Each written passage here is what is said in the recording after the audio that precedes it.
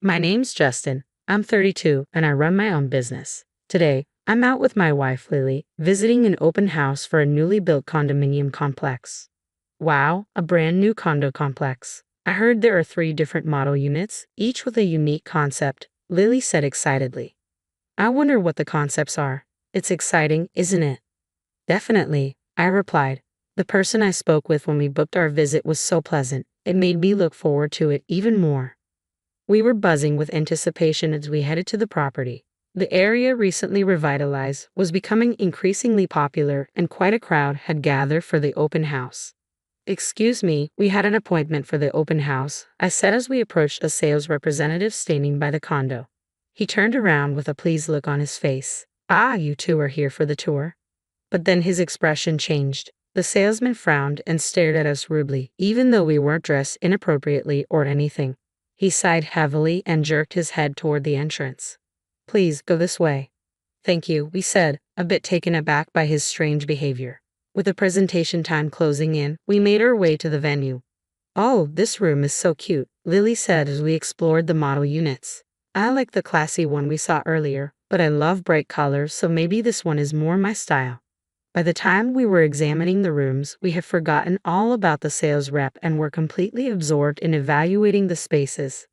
The windows are large, which gives a sense of openness, and the view isn't half bad, right? I pointed out. It might be a big plus. As for the layout, this type would provide plenty of storage even if we have a lot of stuff.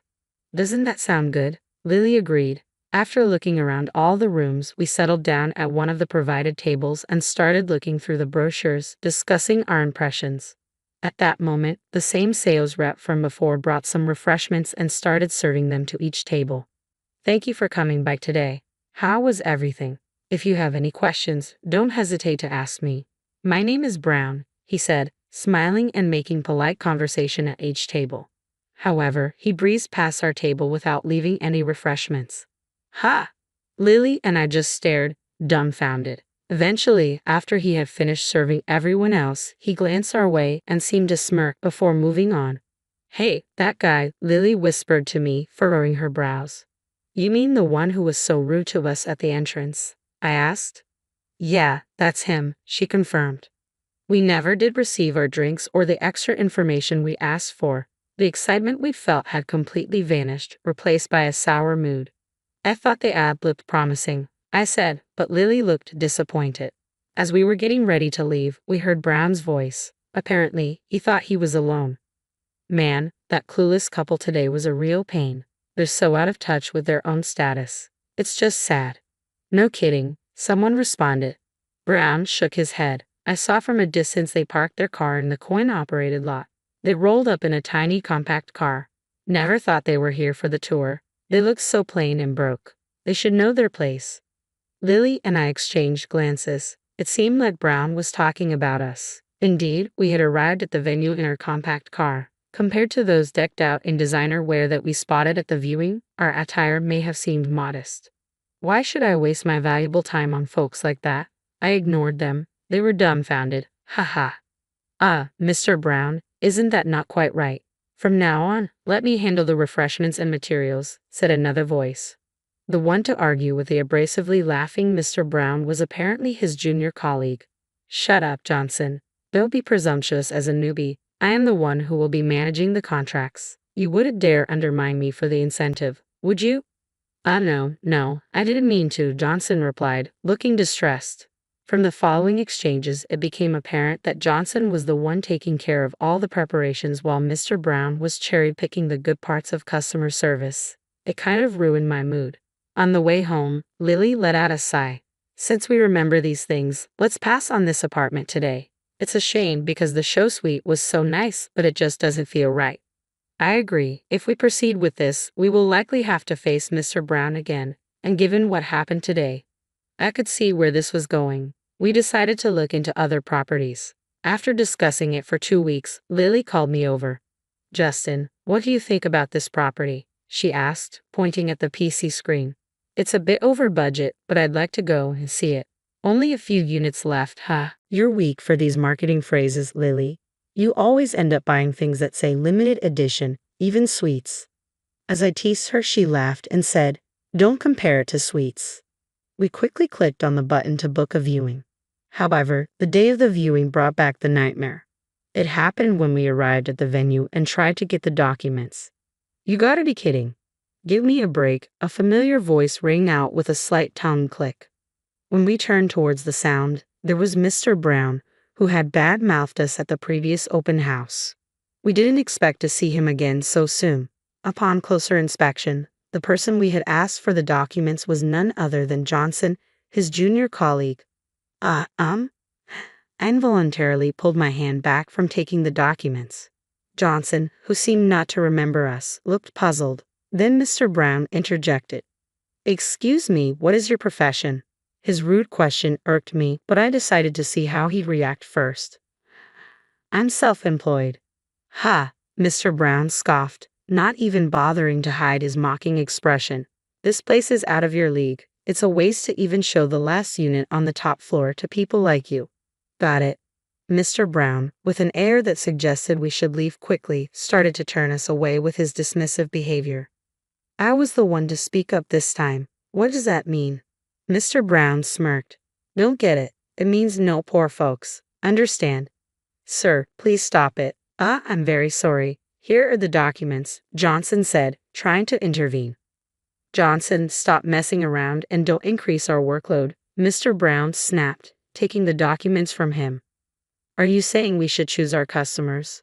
"I'm not convinced," Lily confronted Mr. Brown, but he didn't seem to care. Yep. This is a luxury apartment building where high society resides. We decline entrance to the poor," he said, clearly implying we should leave. I couldn't keep quiet any longer. "I highly doubt you have the responsibility to screen potential buyers. Could you please call your superior?" I demanded. Mr. Brown just shrugged. "I can't do anything about what you're saying.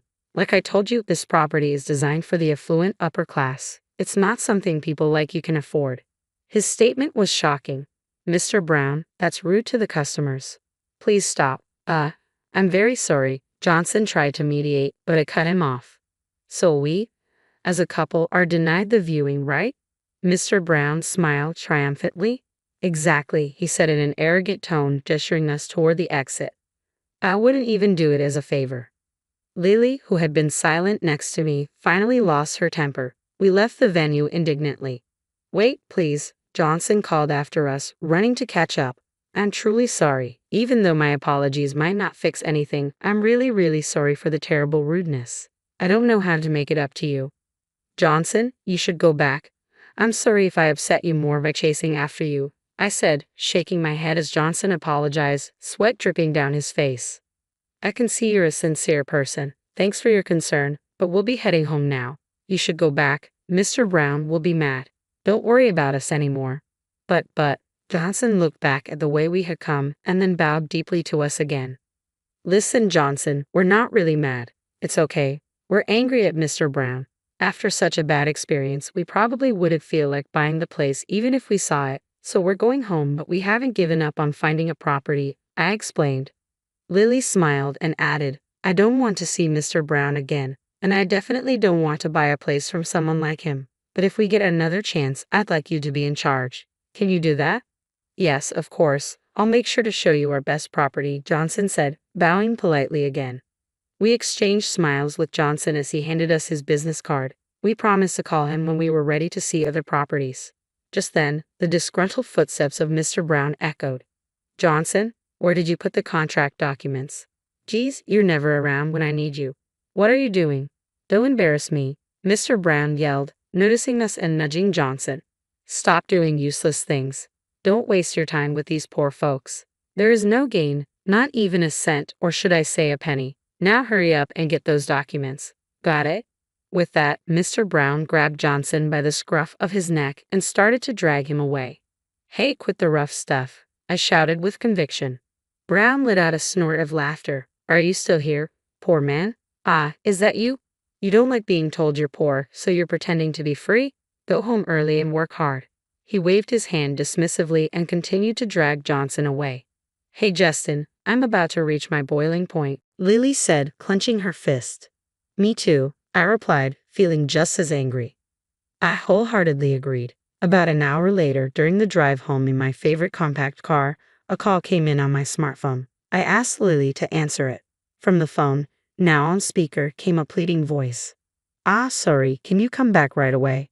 The voice had changed, almost like a different person, but it seemed to be Mr. Brown.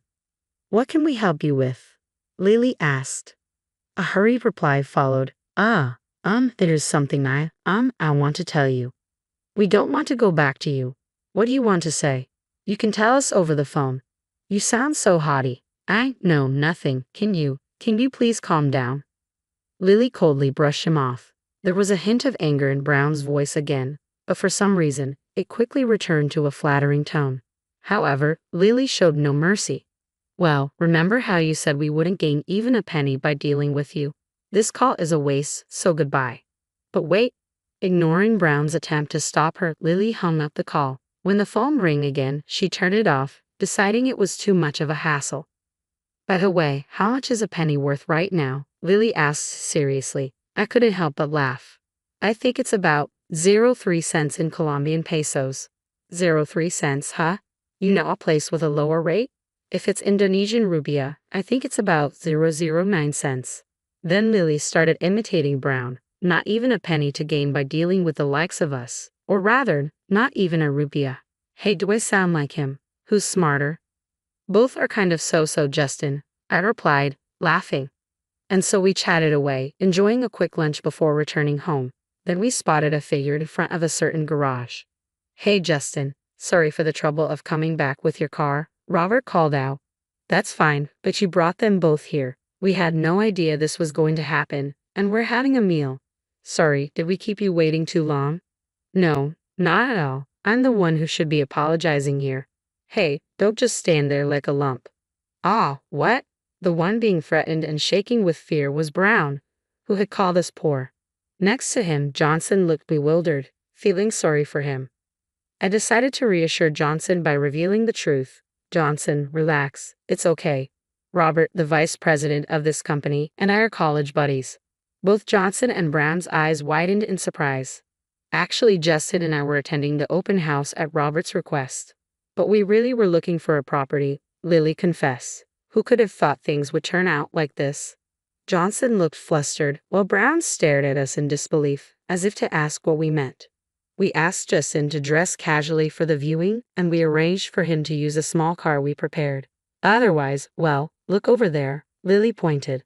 The car in front of our garage was Justin's real vehicle, a luxurious one. He's a well-known young investor around town, Brown.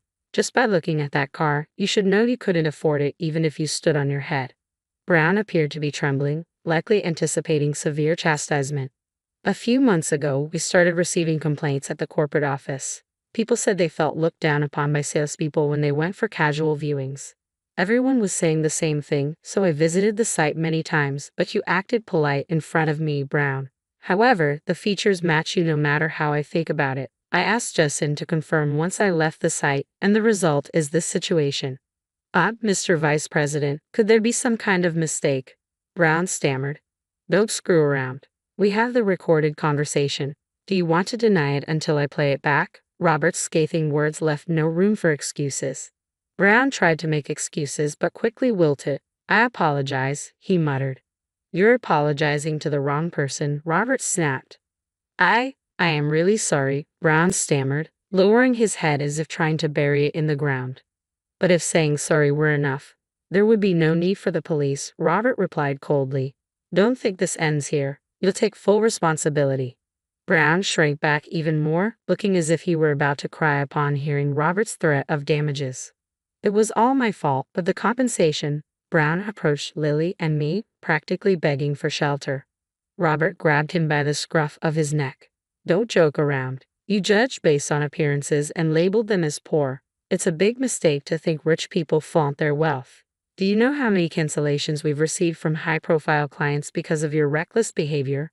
As Robert lectured him in a low voice, Brown seemed to shrink smaller and smaller. "You ruined our company's reputation with your sales tactics. You understand my anger, right?" "Please forgive me," Brown pleaded. "No chance."